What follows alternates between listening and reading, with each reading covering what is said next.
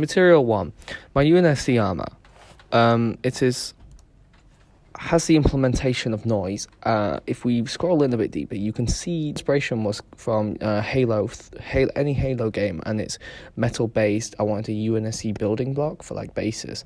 I've used decals as well, the 117 and a little bomb to add a bit of extra flavor to it, because a lot of walls are tagged. If we scroll in closer, we can see that there is the use of noise. So I wanted to use noise because it's like on a ship, there'll be like space dust on it and connected to it. Going into the node, it is my implementation of noise onto a texture. I've used a parameter scaler to control the amount of noise I wanted on the actual texture, because that's the main color. I've used a normal to give it the 3D effect, but I haven't used noise to go onto that because I wanted to have that 3D look. Using a flat and normal, I can control the actual 3D effect I wanted, and using a noise function, of course, to get the noise. I've put the multiplier into B and alpha as well. And going into that, as you can see, I can control the noise, go to 7, go to 100, and it will create this look. As I put a 0.1, it's not as bad, and then put back on 0.5 as I left it. Then my normal texture, I used a normal map maker from GitHub, and there you go. You can see all the noise on my actual texture, and you can.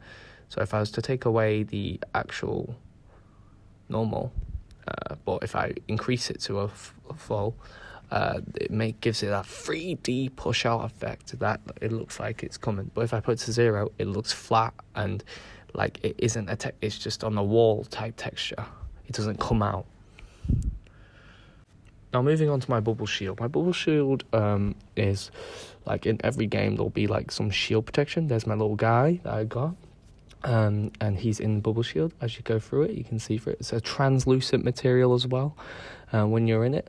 My inspiration was Halo again. It's pretty much all my materials are inspired. I wanted to go for that typical bubble shield with a hexagon-esque. Personally, I think mine's a little better, I'm just saying.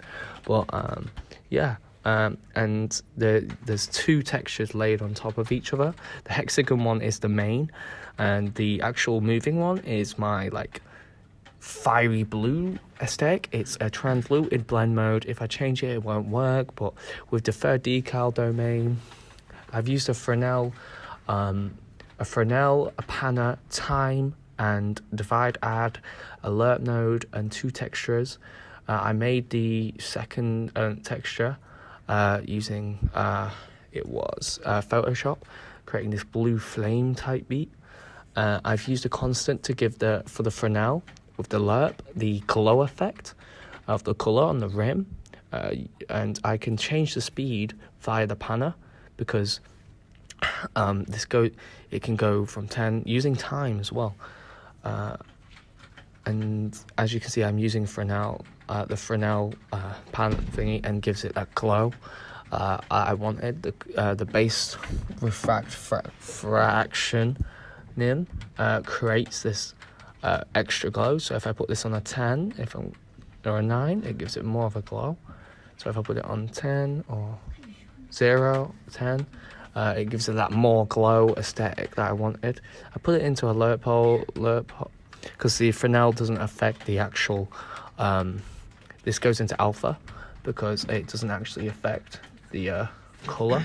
It just increases the glow. Now moving on to my Covenant door. This was inspired by the Halo game as well. It opens and closes similar to like a sliding door in a game you would get. And it's inspired, of course, by the Covenant, the enemies in the game, and the colour aesthetic with the purple.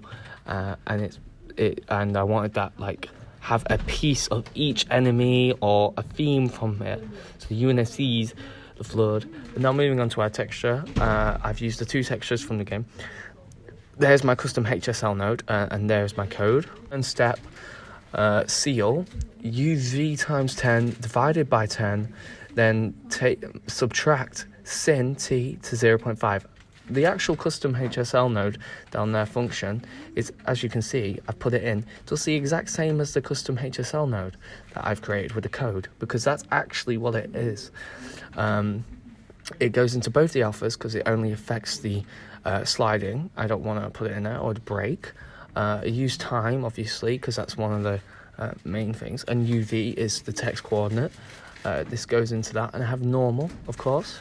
And look, if I change the numerals, it will kind of. I've added a step node. The node will be 0 if output A is less than input B, and 1 if input A is greater or equal to input B. I've also had a sine node because of the code, of course. The sine function computes the sine of the input angle. It generates a smooth oscillating wave frequently used for creating periodic or arithmetic effects in materials. The output value ranges between -1 and 1 with the 0 at multiplies of pi. Also, a ceil node. The ceil function rounds the input value to the nearest integer greater than or equal to the input. Now going into my fourth material. My fourth material is my mastered and instant materials. It's a flood infection form from the Halo games, and my inspiration, of course, from Halo. And it's this like infection that glows a bit and gives off this gross aesthetic. Going into my mastered node path, I've actually made some custom functions.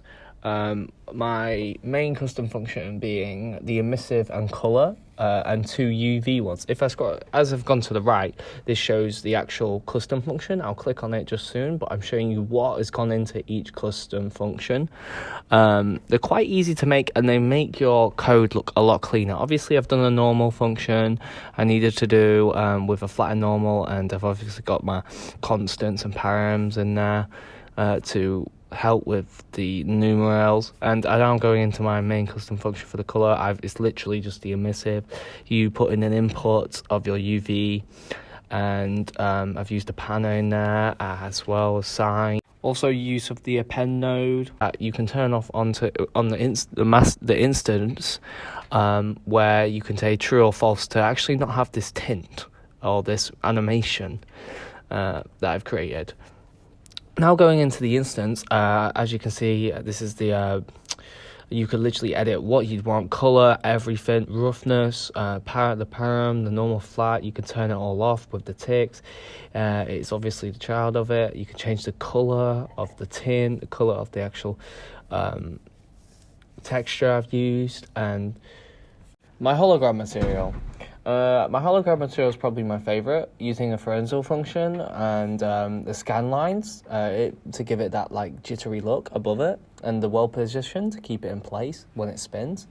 Obviously, the inspiration from Halo again. I got some holograms. I wanted the scan lines to be on there, like so it gives that world like it's the actual hologram. And then here's my 2 params to control the speed. Obviously, if I increase it, it'll go faster, like zoom. Using an append, of course, to put them together so it would control the speed on the time panna. This both go into my normal, and there's my definitions. Changing the mask strength as well of the color. By increasing it a lot, it actually goes the opposite direction and creates this very, very blue aesthetic. Now, this is how I create the scan lines, by using screen position and using multipliers into coordinates. To keep it in place. If I increase the actual scan lines, 1 second, it would show you the down now, and if I decrease it, the scan lines won't be as frantic. But if I was to, as you can see, there's the scan lines moving up and down on the actual hologram. If I increase it by like a bigger amount, like 5, you'll probably see it a bit more like coming out.